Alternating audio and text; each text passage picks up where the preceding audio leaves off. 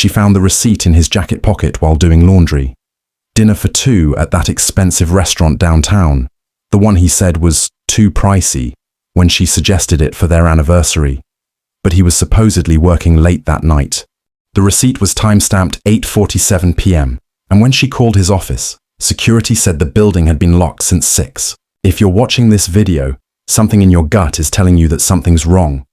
Maybe it's a feeling you can't shake. Maybe it's a pattern you're starting to notice. Or maybe you found something that made your heart drop into your stomach. Today, I'm going to share with you the most reliable signs that your partner might be cheating on you. The subtle psychological and behavioral changes that happen when someone is living a double life.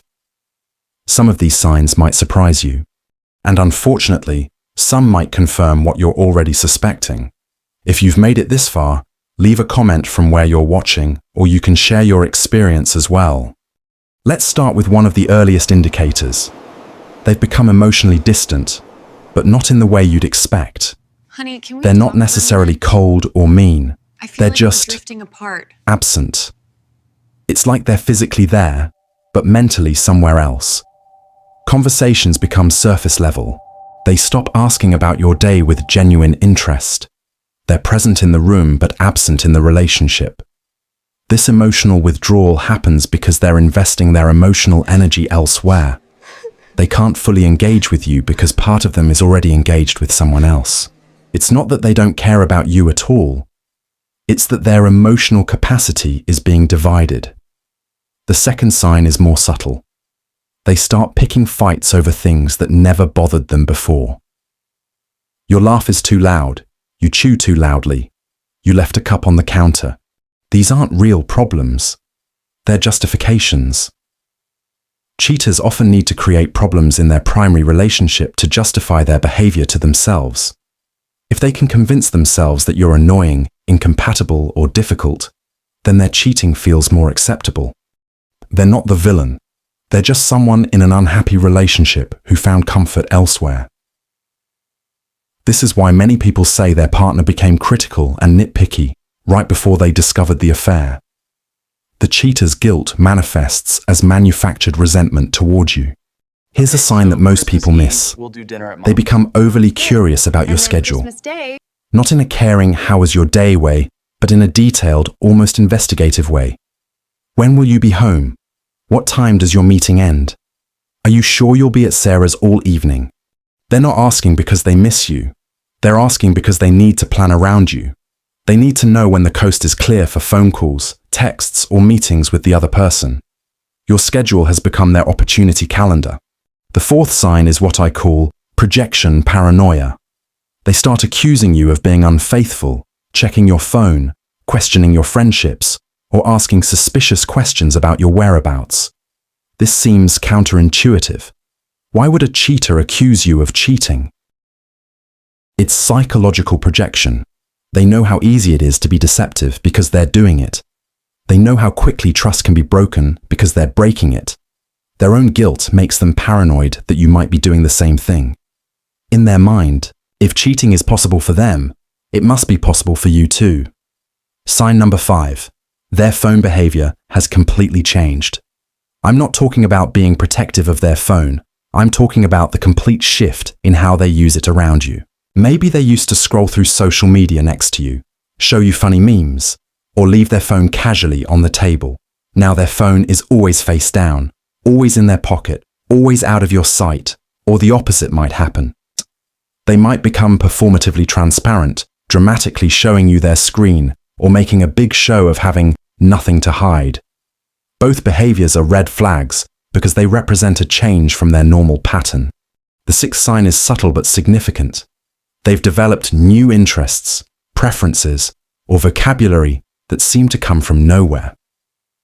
Maybe they suddenly care about a sport they never mentioned. Maybe they start using phrases you've never heard them use.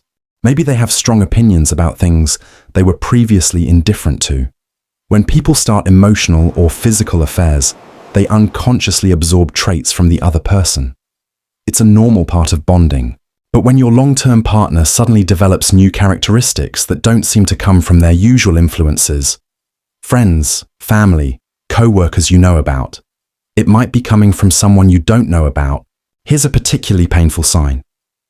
They stop including you in future plans. We'll do dinner at Mom's. They used to talk about next summer's vacation, next year's goals, or plans for the holidays. Now, those conversations have stopped. They might still make short-term plans with you, but the long-term future seems to have become uncertain in their mind. This happens because cheaters often live in a state of internal conflict about their future. They can't fully commit to future plans with you because they're not sure if they'll still be with you. Including you in long-term plans feels dishonest when they're considering other options. The 8th sign is changes in their appearance and hygiene habits. New clothes, new cologne, hitting the gym more frequently, more attention to grooming. While self-improvement isn't inherently suspicious, sudden changes without explanation can be a red flag. People often improve their appearance when they're trying to attract someone new, or when they're seeing someone new who makes them feel attractive and desirable. They want to look good for this new person. And unfortunately, that often means more effort than they're putting into looking good for you. Sign 9. They've become secretive about money. New charges on credit cards that don't make sense, cash withdrawals they can't account for, or being evasive about spending. Affairs cost money. Restaurants, hotels, gifts, trips. If someone is spending money on another relationship, they need to hide that spending from you. This might also manifest as them suddenly caring about financial privacy in ways they didn't before, or being defensive when you ask normal questions about expenses. The final sign, and perhaps the most telling, your sex life has either dramatically increased or dramatically decreased, and the change feels forced or disconnected. Some cheaters overcompensate by being more sexual with their partner to avoid suspicion or manage guilt. Others withdraw completely because they're getting their needs met elsewhere, or because the intimacy feels dishonest. What's particularly telling is when the intimacy feels performative rather than connective.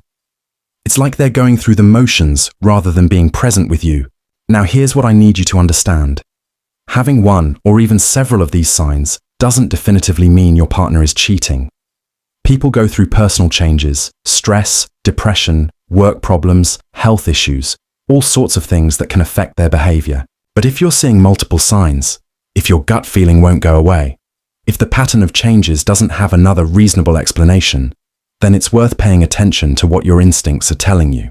The hardest part about suspecting infidelity is the gaslighting, both from your partner and from yourself. You might catch yourself making excuses for behaviors that feel wrong, or talking yourself out of concerns that feel valid. Trust is the foundation of any relationship, but blind trust isn't healthy when evidence suggests it might be misplaced. You deserve to be in a relationship where you feel secure, valued, and prioritized.